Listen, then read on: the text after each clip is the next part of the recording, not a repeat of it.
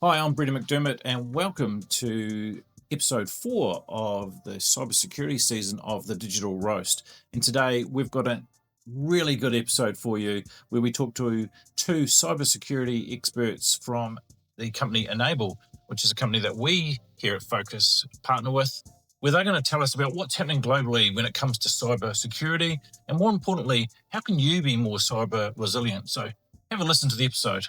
So welcome aboard to the Digital Roast podcast, and we've got our two cybersecurity, or I think we're calling it cyber resilience these days, experts, and great to have you here today, Dave and Will from Enable. Dave, your role is Chief Security Officer, responsible for information security team, including security incident response, product and application security, governance, risk, and compliance. Whew, you sort of do everything there. Yeah, and when you talk about like cyber resilience, my job is ensuring that Enable as a company maintains its resilience, like security monitoring investigations to, ensuring that our internal applications as well as the customer applications are secure, governance and compliance, and enterprise risk. So I really kind of carry all the pillars to the business to make that work. Great. And it is a big job. And on the other side, Will, Director of MDR Cybersecurity Operations, overseeing high-performing global SOC, which is a Security Operations Center, MDR team, currently supporting more than 8,000 clients worldwide, and a lot of responsibility there too, Will.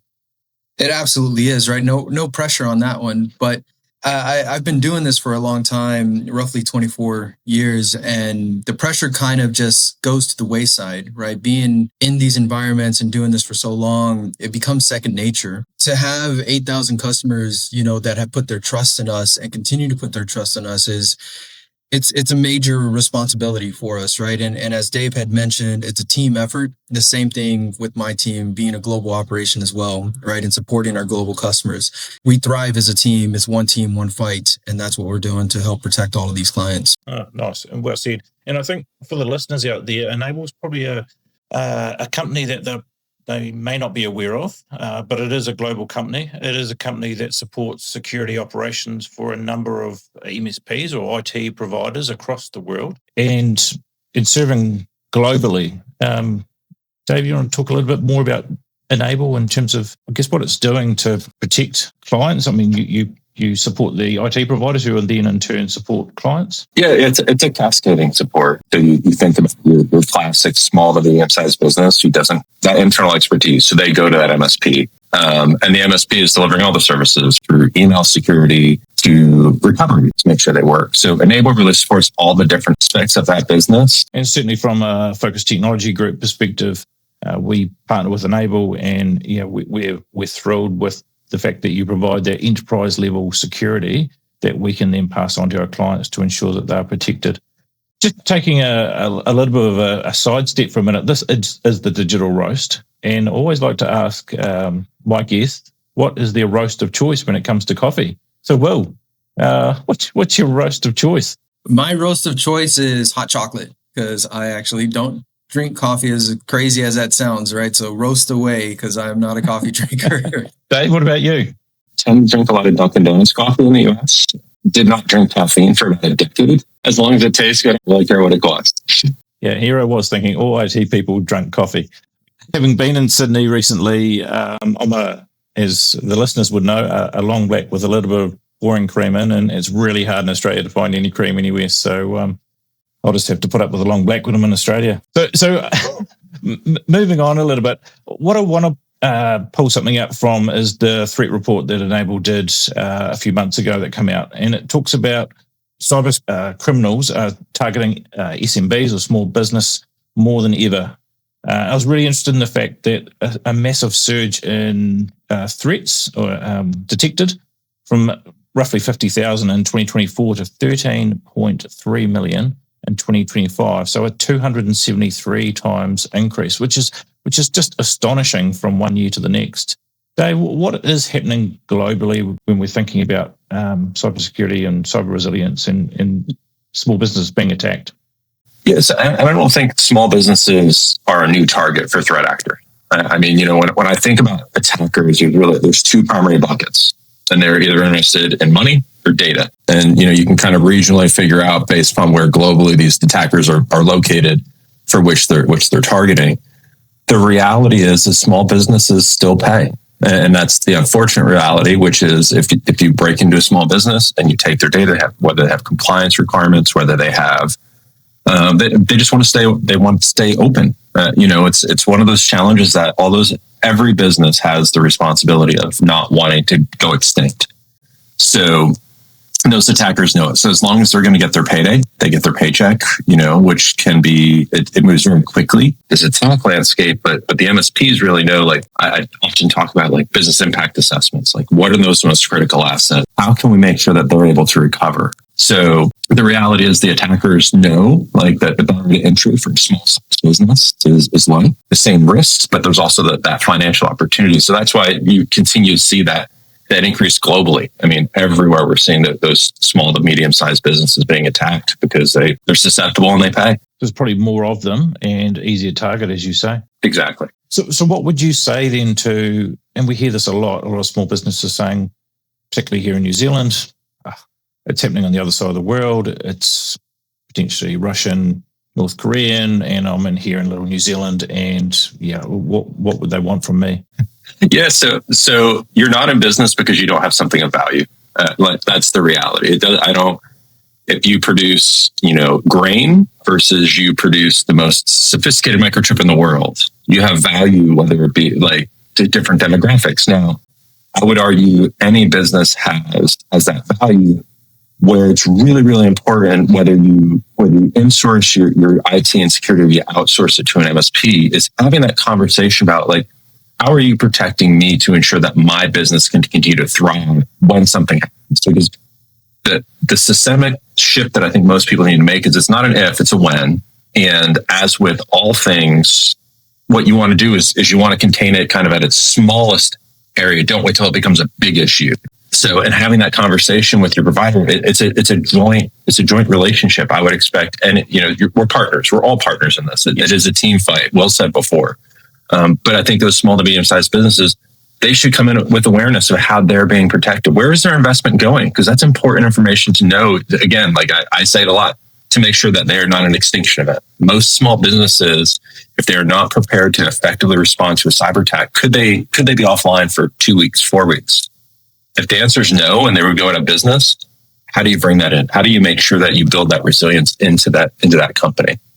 So you're ultimately saying here, like we would with insuring our businesses, like we would when we're thinking about health and safety, it's another risk, and a risk we need to be really aware of and go through the process of saying if and when something does happen, what does it look like to recover? If you get injured and you break your arm, you're going to put in a sling. If you have a cut, you're going to be able to. You may need stitches, but you'd at least apply pressure to ensure that you could protect that area. The same holds true in cybersecurity. So understanding like what is your vendor doing to make sure that cut doesn't become an amputation. And that's ultimately what you want to do as a business is to make sure that you're minimizing, really the impact and overall the risk to that business to ensure that they thrive. And Will, Dave's touched on the fact that it's about putting a whole lot of security steps in place. And I know you're heading up the MDR part, which a lot of our listeners probably don't truly understand what MDR is. They're probably aware of antivirus. They have antivirus on their machines. There's a new acronym around EDR, which is endpoint detection now, which is a lot smarter than antivirus. I guess this new or newish protection around MDR. Now, do you want to explain what that is and how that's providing another layer of security for our businesses? Absolutely. And great question, right? It always goes back to defense in depth. And what MDR is it adds an extra defense layer to any business, whether that's enterprise or small, medium, or even mom and pop. And so to put it simple, MDR is we're a security monitoring, detection, and response service that we deliver. And we get to do all the lifting for you, right? I go back and I think, like, why would a potential SMB want to purchase an MDR? Like, what are the benefits there, right? And as David mentioned, in terms of targeting the SMB, For me, it's shifted from opportunity to targeted, right? The globe runs on money and economics. And so we've seen this shift against our clients where, just as you were mentioning the metrics earlier of how many more attacks we've now seen from 2024 to 2025, that is a reality.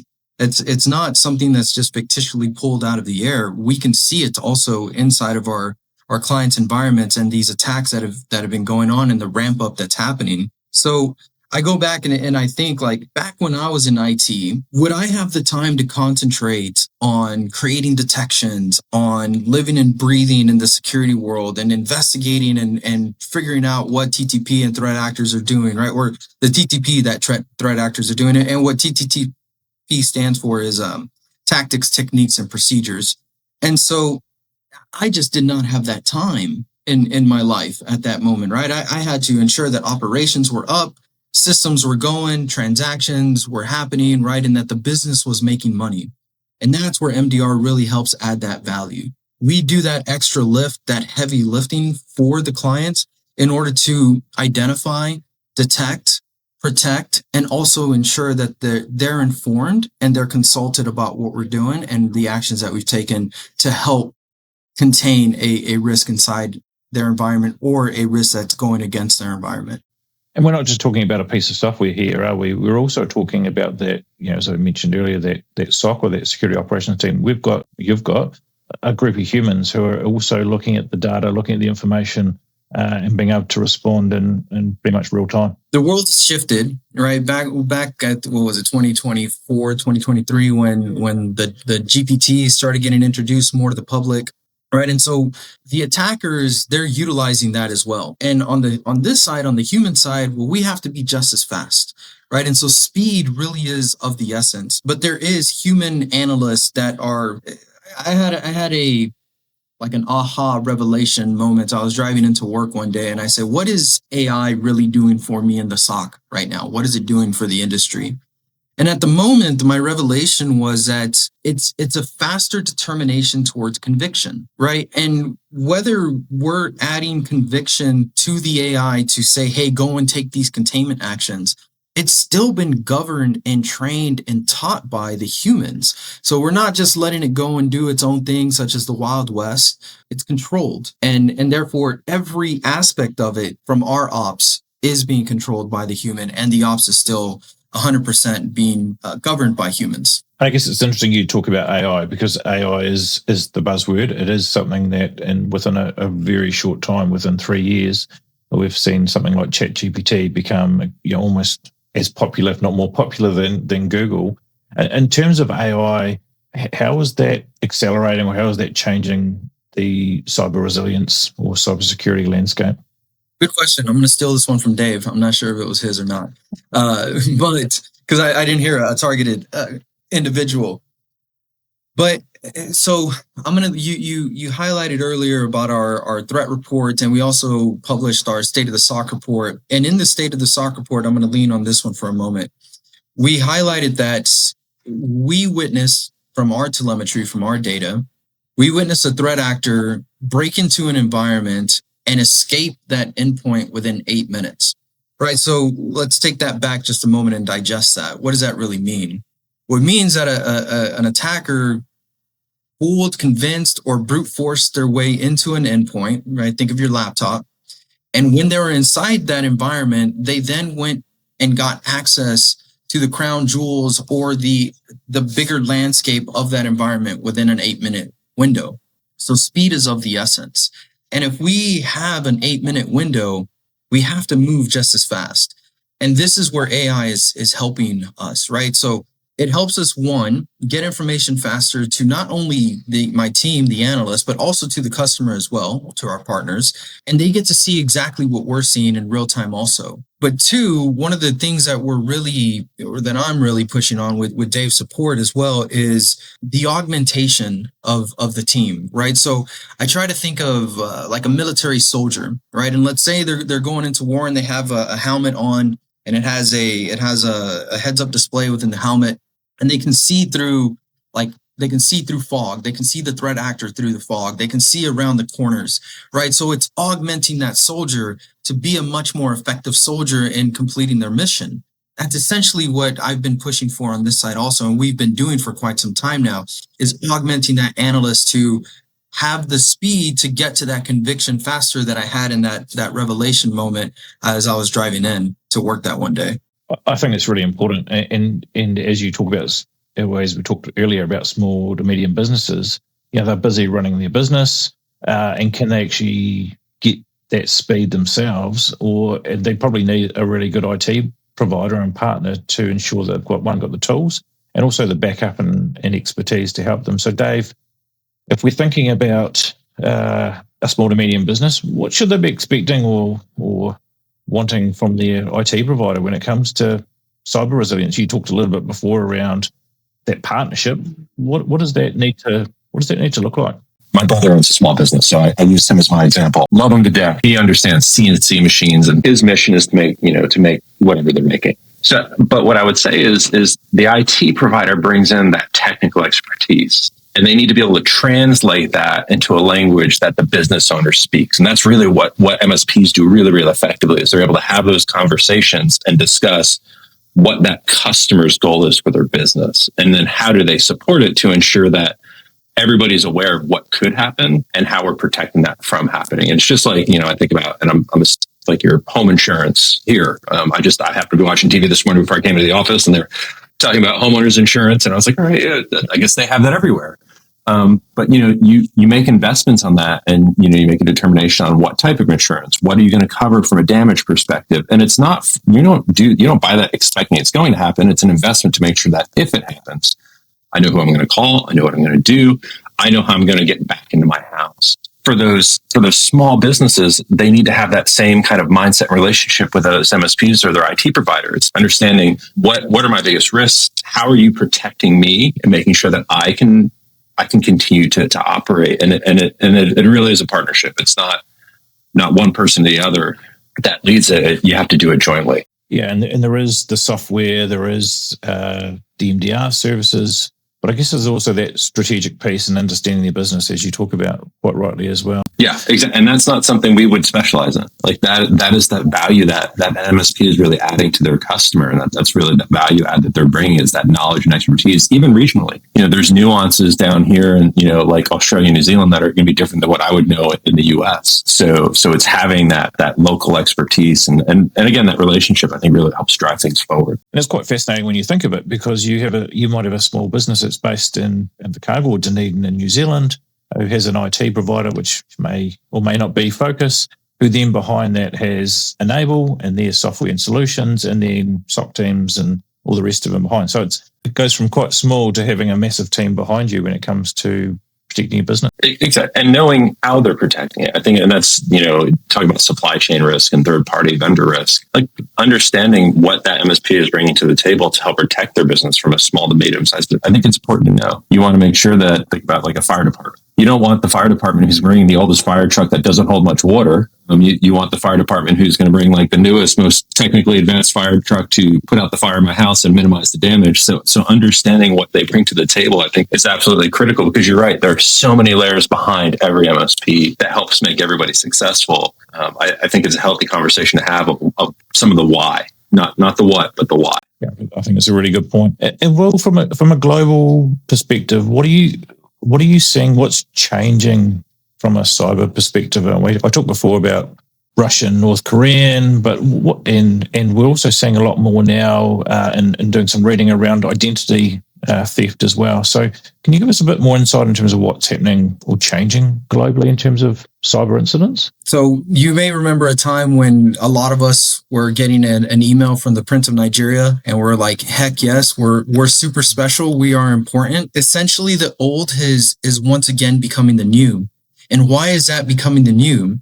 We spoke a little bit about AI earlier, and I spoke about how our vision is to augment the analyst. Well, the threat actors doing the same thing on their side, right? Their targets their languages are getting much more cleaner. It's much harder to easily pick up, a potential phishing attack on an email because they're having the LLMs and the GPTs write the emails or write the content for them, and then they just mass send it out.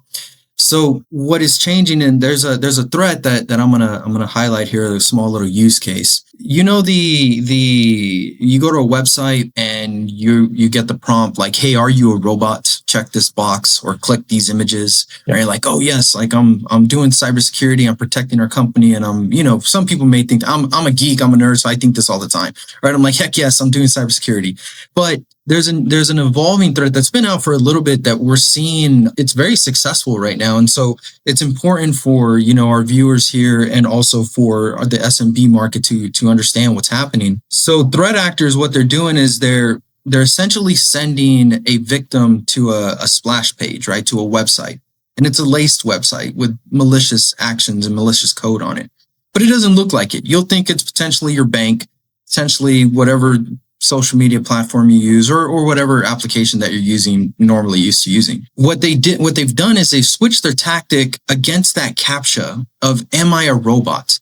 Right? And so now what it says, hey, in order to prove that you're not a robot, we want you to hit, on a Windows machine, the Windows button and R to open up a search prompt, and then type PowerShell, and then type this. From a end user standpoint, they may be thinking like, man, this is really next level cybersecurity. Like, look at this. Like, I'm proving to this system, I'm doing these extra multi-factor authentication type mindsets to help protect us. But in reality, the attackers have thought this through and are utilizing this method, this TTP, this tactic, technique, and procedure to install malicious applications, think of viruses, into the endpoints, into the user's computer. And then at that point, they start to gain access. As a protection measure, simply knowing this is very valuable. As an SMB or as a partner, I'd go and I tell customers, or I tell my employees or my end users, hey, by the way, there's this attack that's going on right now.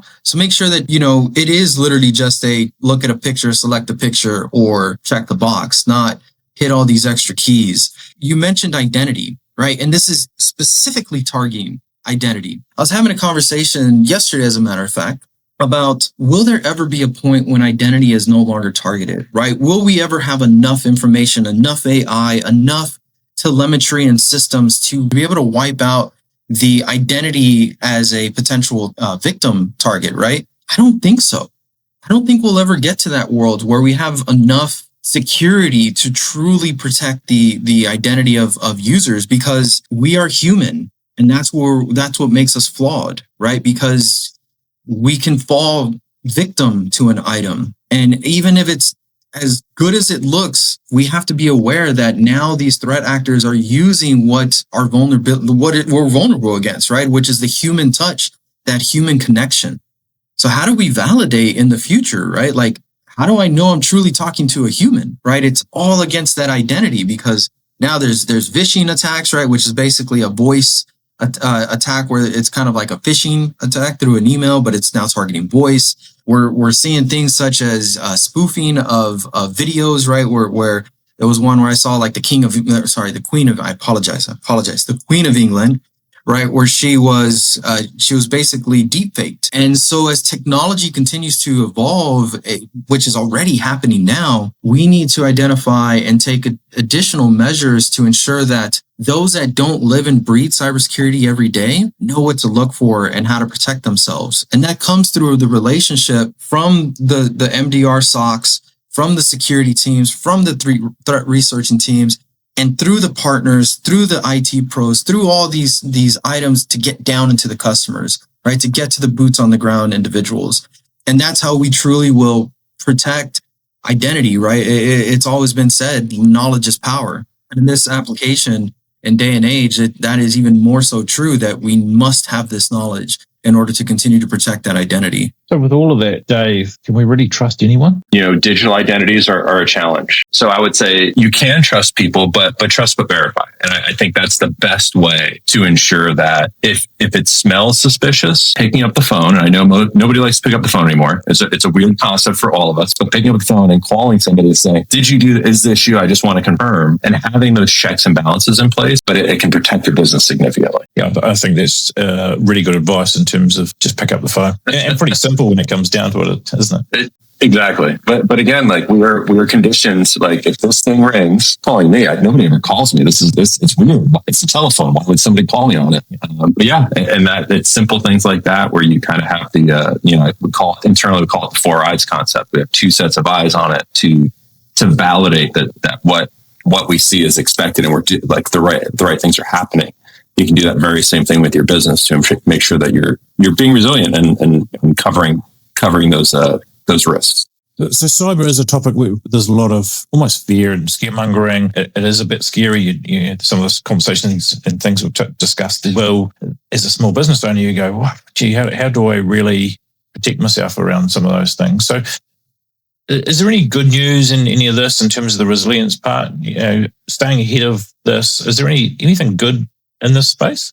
Absolutely. Right. Absolutely. The good news is that you have individuals that are passionate about protecting our livelihoods and our world in terms of economies and systems, right? And so I tell my team all the time, and this is something that I feel is super important because I lived this at one point in my life. I was protecting a company and it got hacked. I walked to work one day and my boss was yelling at me, and this was 21 years ago. It drove me into this landscape of being super passionate about this. And as I was mentioning, I tell the team, it's not just alerts that we're looking at. It's not just letting a partner or, an SMB or a IT pro know like, hey, we're seeing these types of items. There's livelihoods that are behind this. There's economies that are behind this. And the good news of all this is that we're not going to stop, right? We do not want the bad guys to win. It is our mission to protect those that are entrusting us. And trust is a very big item. And that to me is the good news because we have had a ton of success. So, I've been naming a couple of different types of attacks. I mean, we're already on it. I don't want to say precognition, but the moment that we're thinking of how, like, I all the time think, how would I potentially hurt a business? How would I potentially bring this type of operation down to its knees? And that makes me think, well, I would do X, Y, Z, and therefore let me look for all these X, Y, Zs, create detections against them, create automations against them in order for us to move faster to protect these systems and these businesses. So for me, the goodness that's coming and the goodness that actually does exist is the fact that we care about what we do. We're driven by this, and it is our goal and our mission to protect everyone that puts their trust in us. And I think trust is vitally important, particularly in the cyberspace, but it's also vitally important when it comes to anything in the technology space, because we need to have trust with our partners, which I think it's hugely important. I guess one final thing from you, Dave, if you had that message to small businesses around, as you said before, it's not an if, it's a when. What's your advice to them or message to them around protecting themselves? So knowledge is power. So one of the things, like when we talk about, and you just asked Will about, is there good news? I think the fact that this conversation is being had is very powerful and it's a positive thing. So for any of the small businesses who are watching this podcast right now and going, I'm worried about this. I'm worried about how do I make sure that my business survives? Having those conversations, driving those conversations, understanding that it's a two-way street. So using that knowledge, taking interest. At the end of the day, no business owner is sitting at the table at night thinking about their day, going, gosh, I hope my business goes out of business tomorrow. Like, what they're focused on is maintaining their business resilience and making sure that as a business owner, that you have that right partner, that right strategic partner to help drive that goal forward is critical, because then that's what you're trying to do is offload that stress. You don't want to have to worry about it. You want to make sure that you have that trusted partner who's delivering it for you. And I think that's the best thing that they can do. I've definitely heard that change in language. It's not necessarily about protection, it's about that resilience piece and how can we be more resilient as a business. How can we be more resilient as a sector, which I think is hugely important. Look, I'm conscious of the time I've taken up to global experts when it comes to cyber resilience. I was super excited about getting both of you on the line. I know you've come from America. You're currently in Sydney doing some other work for Enable. Yep. Absolutely fantastic to have you, Dave, and Will to talk to us today. Provide some insights in terms of what's happening globally and how our small businesses here in New Zealand can actually protect themselves. So thank you very much for your time. Really appreciate it. And we'll continue to partner with Enable into the future to protect our clients. Thank you very much. And that's a wrap on season 3 of the Digital Roast podcast, with episode 4 talking about cybersecurity and cyber resilience. And we were lucky enough to have Dave and Will from Enable, a company that Focus partner with, where they gave us some really good tips on how we can protect our business. We just can never be too careful. And Dave talked about identify and verify. And he also said knowledge is power. And it's really important from a cyber resilience perspective that we are talking about cyber and we're sharing our stories, just as we did in one of the earlier episodes where we heard from remarkable sweet shop owner Lucy Hunt around their journey through cybersecurity and the incident that they had. Hopefully you've enjoyed the Digital Roast podcast and the 3 seasons we've given you this year. First season around AI and productivity, the second season around enterprise resource planning or ERP, and the last series around cybersecurity and cyber resilience. You can listen to all of the episodes. You can find those on our website, YouTube, Spotify. Thanks for listening. See you next time on the Digital Roast podcast.